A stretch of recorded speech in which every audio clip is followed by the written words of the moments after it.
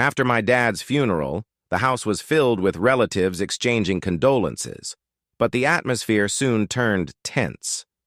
Discussions about inheritance began, and to my surprise, my brother-in-law, Max, who is married to my sister Nora, suddenly declared, "All of it, including $5 million, should go to Nora, the eldest sibling." Max's smug expression made it clear he thought this was a done deal. Nora beamed with satisfaction as if they had just won a lottery. But their celebration was short-lived when the lawyer cleared his throat and said firmly, "That's not how it works. The inheritance has specific instructions." You won't believe how Max reacted in his fit of anger after that. My name is Liam Carter. I'm 42 years old, and I work as a logistics manager. My wife, Grace, and I have 2 kids, and while my life has been steady, my sister Nora has always been a source of drama for our family. Unlike me, she's never held a steady job and has always relied on our parents financially. Her carefree attitude and reckless decisions have often created tension, and I've kept my distance. Nora, now 50 years old, had always acted entitled, expecting everything to be handed to her. She was the type to live for the moment, often ignoring the consequences. A few years ago, she surprised everyone by introducing Max, a younger, charming, but equally lazy man, as her fiancé. My parents were polite, but I could tell Dad wasn't impressed.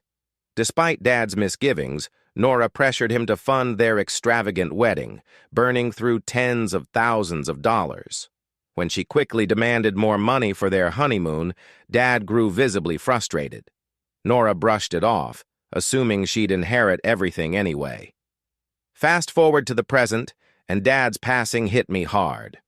I had always looked up to him, not just as a father, but as a man who worked hard to build a significant share in a well-known manufacturing company here in Denver. While dealing with the grief, I took it upon myself to help Mom manage the funeral arrangements. Meanwhile, Nora was predictably absent, too caught up in her own life to contribute. The day after the funeral, the lawyer arrived at Mom's house to discuss the will. Mom and I already knew what it contained, but Nora and Max showed up uninvited, barging into the conversation. "As the eldest child, I'm entitled to the inheritance," Nora announced smugly, her husband nodding along. The lawyer, visibly unimpressed, responded calmly, "Actually, Nora, you're not entitled to any inheritance." "What?" Nora's voice rose. "I'm the oldest. This has to be a mistake." The lawyer leaned forward. "Did you not know? Nora is not Mr. Carter's biological child." Nora's face turned pale, and her eyes darted toward our mother, Olivia. "Mom, what is he talking about?" she demanded, her voice trembling. Max, caught off guard, looked just as confused. Mom hesitated, her hands fidgeting nervously. "Nora," she began softly, "you're from my first marriage. Your biological father and I separated before I met Liam's dad. We never legally finalized your adoption." Nora gasped, stepping back as though she had been struck. "You never told me!" she shouted, tears forming in her eyes. "You let me believe I was Dad's daughter all this time."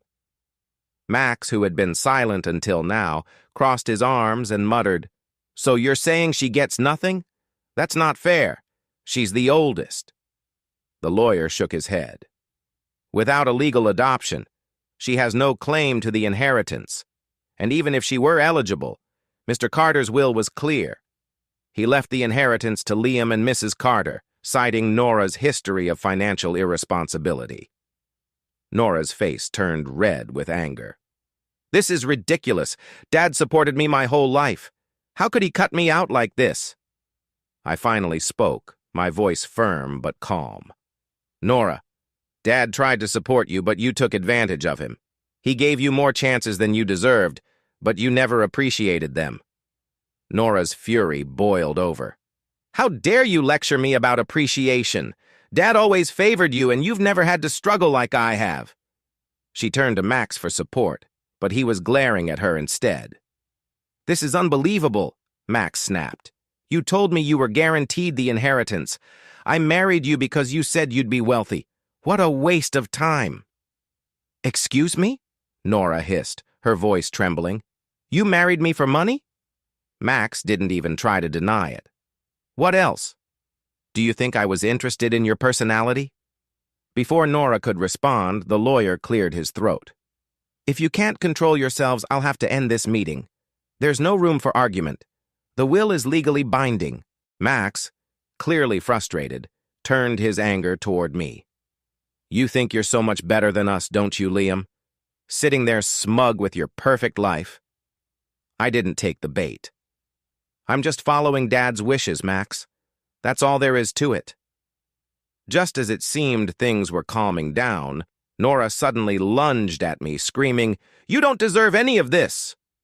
Her nails dug into my arm as she tried to grab my collar. "Nora, stop!" Mom shouted, rushing to intervene. The lawyer stood up, his voice sharp. "This behavior is unacceptable, Nora. If you don't stop, I'll have to call the police." Nora froze, her breathing ragged. Her eyes darted between me, Mom, and Max. She looked utterly lost, as if the world she'd built in her head had just crumbled around her. Max, however, seemed unfazed. "Let's go," he barked at her. "This is a waste of time." As they stormed out, Nora shot me one last venomous look. "You'll regret this, Liam." 6 months later, life had returned to a semblance of normalcy. The inheritance proceedings had gone smoothly, with no further interference from Nora and Max. Mom decided to stay in Denver, and we supported her emotionally and financially as she adjusted to life without Dad. One evening, Grace, the kids, Mom, and I decided to visit the family home for a casual dinner. As we pulled into the driveway, the house looked quiet, just as we had left it. But as I parked the car in the garage, headlights suddenly appeared behind us. A car sped toward us, narrowly missing the kids and Grace. Reacting instinctively, I shielded my family and was thrown into a nearby flower bed as the car grazed me. The vehicle crashed into the garage entrance, its tires screeching to a halt. Grace screamed, "Liam, are you okay?" As she and Mom rushed to help me up. My arm throbbed from the impact, but thankfully, I wasn't seriously injured. Panic ensued as we tried to make sense of what had just happened. The driver staggered out of the car, and my stomach turned when I recognized Max. He looked disheveled and muttered, "I hit the wrong pedal," as if that was supposed to explain his reckless behavior. I was rushed to the hospital for precautionary scans. While there, Nora and Max arrived unexpectedly. Nora's face was a mix of guilt and defiance, while Max seemed completely unapologetic. "You're surprisingly hard to kill," Nora said coldly, her tone laced with bitterness. I smirked, despite my irritation. "Too bad for you, huh? Mom already told me she plans to waive her share of the inheritance for me to pass on to my kids." Nora's jaw dropped. "What? She can't do that?" I raised an eyebrow. "She can, and she did. Trying to run me over isn't going to change that either." Before she could respond, a nurse arrived and asked them to leave. "This is a hospital, not a courtroom," the nurse said sternly. "Take your argument elsewhere." After being discharged from the hospital, I started piecing things together. Max's actions weren't just reckless, they felt intentional. Mom confirmed that she'd caught him snooping around her finances weeks before. While she hadn't suspected anything sinister, it now seemed clear that Max and Nora had been plotting to get their hands on what they believed was rightfully theirs. Soon after, Mom's health began to decline. The stress of Nora's behavior and the inheritance drama took a toll on her. Grace and I stepped in, helping with household tasks and caregiving. Mom appreciated the support, but Nora wasn't happy about our involvement. One day, Nora called me out of the blue. "You don't need to come over anymore," she said curtly. "Max and I will take care of Mom from now on." Her sudden interest in caregiving felt suspicious, especially given her history of neglect. I tried reasoning with her, but she hung up on me. Within weeks, Mom was rushed to the hospital after a medication dosage error left her dangerously weak. When I arrived, she looked frail, but her mind was sharp. "It was Max," she whispered, confirming my suspicions. "He's the one who gave me the medication." I felt a mix of anger and guilt for not intervening sooner. After ensuring Mom was stable, I returned to the family home to investigate. What I found was shocking. The fridge was empty, bills were unpaid, and most of Mom's living expenses had been withdrawn from her bank account. The inheritance funds were untouched in a safe deposit box, but nearly everything else had been drained. When I confronted Nora about it, she feigned ignorance. "Mom must have misplaced her card," she said dismissively, avoiding eye contact. But the evidence pointed to her and Max. Despite the doctor's efforts, Mom's health continued to decline, and she passed away a few months later. Returning to the family home to make funeral arrangements, I discovered that all of Mom's valuables had vanished. It was clear that Nora and Max had stolen them. Standing in the empty house, I felt a wave of anger. They had taken advantage of Mom's vulnerability, and now they thought they could get away with it. I vowed to hold them accountable.